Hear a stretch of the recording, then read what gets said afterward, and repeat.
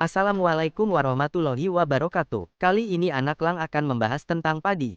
Padi Oryza sativa adalah salah satu tanaman budidaya yang sangat penting dalam kehidupan manusia.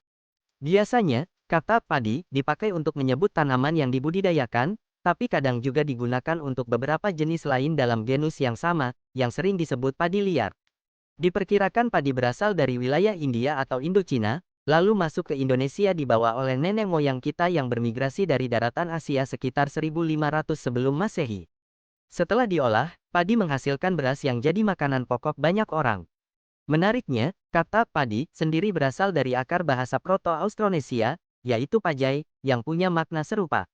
Secara ilmiah, padi termasuk dalam keluarga rumput-rumputan Poaceae. Tanaman ini hidup semusim, akarnya serabut, dan batangnya sebenarnya sangat pendek. Yang terlihat seperti batang itu adalah kumpulan pelepah daun yang saling menyusun dan menopang. Daunnya berbentuk panjang seperti lancet, warnanya bisa hijau muda sampai hijau tua, dengan tulang daun sejajar. Permukaan daun juga punya rambut-rambut halus yang jarang. Bunganya tersusun dalam bentuk malai bercabang, dan bagian kecil bunganya disebut floret, yang berada dalam spikelet di panicula. Buah padi disebut bulir atau kariopsis, di mana bagian buah dan bijinya menyatu jadi sulit dibedakan. Bentuknya bisa hampir bulat sampai lonjong, dengan ukuran sekitar 3–15 mm. Bulir ini dilapisi oleh bagian yang disebut palea dan lema, yang sehari-hari kita kenal sebagai sekam. Bagian utama yang biasanya dikonsumsi manusia adalah endosperma, isi bijinya. Setiap bunga padi punya 6 kepala sari, anter, dan 1 kepala putik, stigma, yang bercabang 2, bentuknya mirip sikat botol. Biasanya, kedua bagian ini siap bereproduksi di waktu yang sama. Kadang, kepala sari juga bisa keluar dari lapisan pelindungnya, palea dan lema, saat sudah matang. Kalau soal reproduksi, padi termasuk tanaman yang melakukan penyerbukan sendiri. Sekitar 95% atau bahkan lebih serbuk sarinya akan membuahi sel telur dari tanaman yang sama. Setelah terjadi pembuahan, zigot dan inti polar langsung membelah. Zigot akan berkembang jadi embrio, sementara inti polar menjadi endosperm, cadangan makanan. Di akhir proses perkembangan, sebagian besar bulir padi berisi pati di bagian endosperm. Nah, pati ini penting banget, terutama buat tanaman muda sebagai sumber nutrisi awal. Dari sisi genetik, padi punya satu set genom yang terdiri dari 12 kromosom. Karena padi adalah tanaman diploid, setiap selnya punya 12 pasang kromosom, kecuali sel reproduksi. Padi juga sering dijadikan organisme model dalam penelitian genetika tumbuhan. Alasannya ada dua, pertama karena padi sangat penting bagi manusia, dan kedua karena ukuran kromosomnya relatif kecil, jadi lebih mudah dipelajari. Bahkan, genom padi sudah berhasil dipetakan, di-sequencing, mirip seperti genom manusia. Perbaikan genetik padi sebenarnya sudah dilakukan sejak lama, sejak manusia mulai membudidayakannya. Dari situ muncul berbagai varietas lokal, seperti rojo lele dari Klaten, pandan wangi dari Cianjur, atau basmati dari India Utara. Selain itu, para ahli juga berhasil mengembangkan berbagai jenis padi, misalnya padi gogo yang bisa tumbuh di lahan kering tanpa perlu digenangi air, dan padi rawa yang bisa beradaptasi dengan kondisi air yang naik turun. Di berbagai negara lain juga dikembangkan banyak jenis padi dengan karakteristik yang berbeda-beda.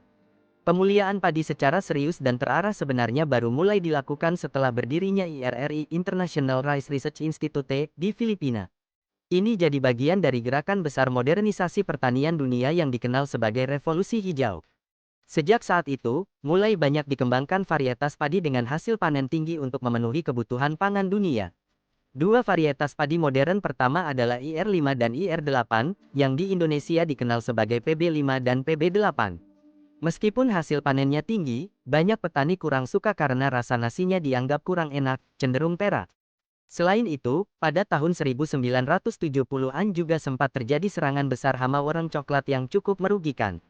Setelah itu, para peneliti melakukan ribuan persilangan untuk menghasilkan varietas padi yang tidak hanya berproduksi tinggi, tapi juga tahan terhadap hama dan penyakit.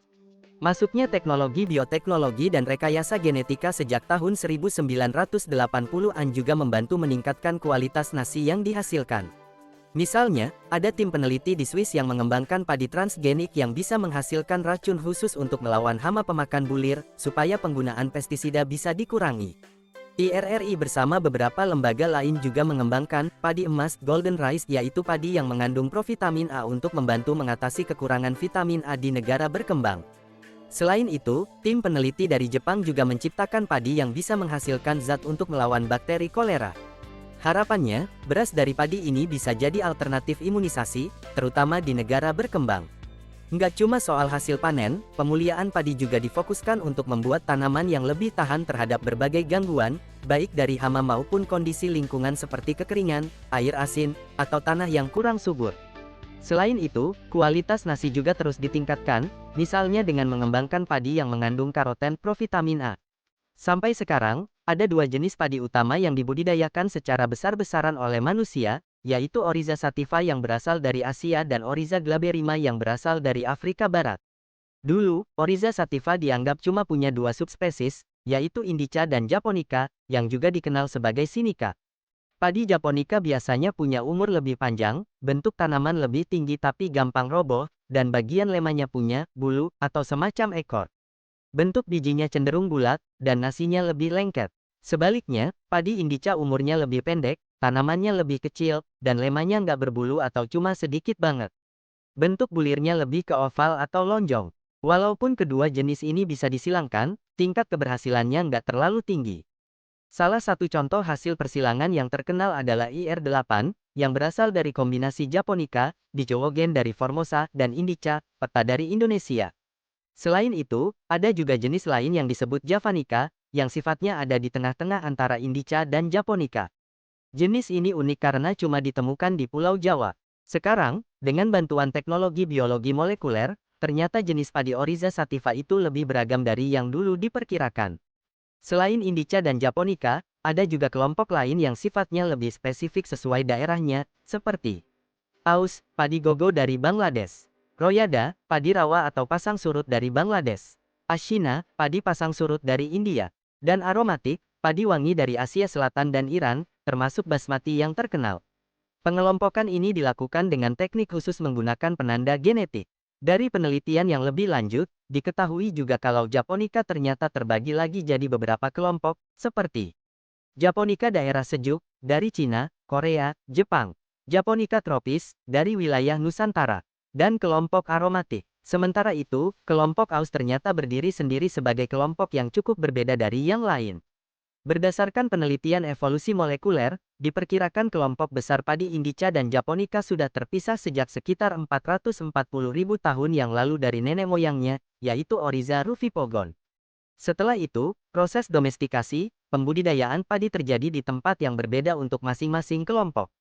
Dari bukti arkeologi, padi sendiri mulai dibudidayakan oleh manusia sekitar 10.000 sampai 5.000 tahun sebelum Masehi.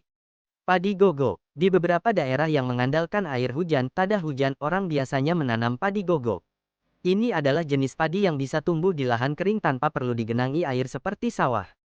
Biasanya, padi gogo ditanam dengan sistem tumpang sari, misalnya bareng jagung atau ketela pohon supaya lahan bisa dimanfaatkan lebih maksimal. Padi rawa. Ada juga padi rawa atau padi pasang surut, yang tumbuh di daerah rawa-rawa. Selain di Kalimantan, jenis ini juga bisa ditemukan di daerah seperti lembah Sungai Gangga. Keunikan padi ini adalah kemampuannya menyesuaikan diri dengan air yang naik turun. Batangnya bisa memanjang mengikuti ketinggian air yang berubah-ubah. Padi pera. Padi pera adalah jenis padi yang kadar amilosanya cukup tinggi, lebih dari 20%. Hasilnya, nasi yang dimasak dari padi ini cenderung tidak lengket dan butirannya terpisah-pisah. Kebalikannya adalah padi pulen, yang lebih disukai kebanyakan orang Indonesia karena teksturnya lebih lembut dan lengket. Di pasaran Indonesia, beras yang dijual umumnya termasuk jenis pulen. Ketan. Beras ketan atau sticky rice, baik yang putih, merah, maupun hitam, banyak ditemukan di Asia Tenggara dan Asia Timur. Ketan punya kadar amilosa yang sangat rendah, kurang dari 1% tapi tinggi amilopektin. Itu sebabnya, kalau dimasak, hasilnya jadi sangat lengket. Selain itu, bulir beras ketan biasanya punya warna yang lebih pekat, bahkan agak keunguan, beda dari beras biasa. Padi wangi. Padi wangi atau padi harum adalah jenis padi yang punya aroma khas dan enak. Jenis ini banyak dikembangkan di beberapa daerah di Asia. Di Indonesia, yang terkenal misalnya pandan wangi dari Cianjur, sekarang sudah jadi varietas unggul dan raja lele. Kedua jenis ini termasuk kelompok Javanica yang umurnya cenderung lebih panjang. Di luar negeri, padi juga sering dibedakan berdasarkan bentuk bulirnya, seperti long grain, bulir panjang, dan short grain, bulir pendek. Ada juga jenis khusus seperti beras untuk risotto atau beras yang teksturnya lebih creamy. Pengembangan varietas-varietas ini biasanya dilakukan dengan metode pemuliaan tertentu, seperti metode silsilah. Sebenarnya, teknik budidaya padi sudah dikenal manusia sejak ribuan tahun lalu, dan ada banyak cara yang digunakan untuk menanam padi, tergantung kondisi daerahnya. Padi sawah diperkirakan pertama kali berkembang di lembah Sungai Yangtze di Tiongkok. Padi lahan kering, padi gogo, justru sudah dikenal lebih dulu sebelum padi sawah. Padi rawa biasa ditanam di daerah rawa, seperti di beberapa wilayah Kalimantan. Ada juga sistem gogo rancah gora, yaitu kombinasi dari padi lahan kering yang dimodifikasi. Sistem ini cukup berhasil diterapkan di Lombok yang musim hujannya relatif singkat. Setiap sistem budidaya tentu butuh jenis padi yang cocok dengan kondisi lahannya. Secara umum, proses menanam padi itu meliputi beberapa tahap, mulai dari persemaian, penanaman atau pemindahan bibit, perawatan, seperti pengairan, penyiangan, perlindungan dari hama, dan pemupukan, sampai panen. Selain itu, ada juga hal penting lain yang mendukung hasil panen, seperti memilih varietas yang tepat, proses pengolahan hasil panen, dan cara penyimpanan benih atau berasnya. Hama dan penyakit padi. Dalam budidaya padi, ada cukup banyak hama yang sering jadi masalah. Beberapa yang paling umum misalnya penggerek batang, yang sering disebut sundep wereng, baik wereng coklat, hijau, maupun pumbung putih, walang sangit, lembing hijau, sampai ulat gerayak dan lalat bibit. Selain itu, tikus sawah juga termasuk hama yang cukup merugikan karena bisa merusak tanaman dalam jumlah besar. Selain hama, ada juga penyakit yang sering menyerang padi. Dua yang paling terkenal adalah penyakit blas dan hawar daun bakteri, yang sering disebut kresek. Penyakit-penyakit ini bisa menurunkan hasil panen kalau tidak ditangani dengan baik. Proses setelah panen. Setelah padi dipanen, bulir padi, gabuk dipisahkan dari jeraminya. Caranya bisa dengan dipukul-pukulkan supaya gabuk lepas, atau sekarang lebih sering pakai mesin perontok. Setelah itu, gabuk dikumpulkan lalu dijemur sampai kering. Dulu, orang biasanya menjemur padi masih bersama jeraminya. Proses penjemuran ini biasanya butuh waktu sekitar 3-7 hari, tergantung seberapa terik matahari. Gabu ini biasanya jadi bentuk penjualan untuk kebutuhan besar, misalnya ekspor atau perdagangan dalam jumlah banyak.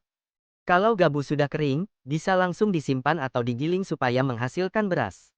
Proses ini memisahkan beras dari sekam, kulitnya. Nah, beras inilah yang biasanya kita beli dan konsumsi sehari-hari. Dari proses penggilingan itu juga dihasilkan beberapa produk sampingan, seperti sekam, biasanya dipakai sebagai bahan bakar. Jerami, merang, yaitu batang padi kering, bisa digunakan untuk pakan ternak atau bahan kerajinan. Bekatul, yaitu lapisan halus dari kulit beras, kaya vitamin B dan sering dipakai sebagai tambahan makanan. Dedak, campuran bekatul kasar dan serpihan sekam, biasanya digunakan untuk pakan ternak. Beras bisa dimasak dengan cara dikukus atau ditim sampai jadi nasi yang siap dimakan. Kalau beras atau ketan dimasak dengan air yang lebih banyak, hasilnya jadi bubur. Selain itu, beras juga bisa dimasak dengan cara dibungkus, misalnya pakai anyaman daun kelapa muda jadi ketupat, dibungkus daun pisang jadi lontong, atau dimasak dalam bambu yang dikenal sebagai lemang, biasanya ditambah santan biar lebih gurih.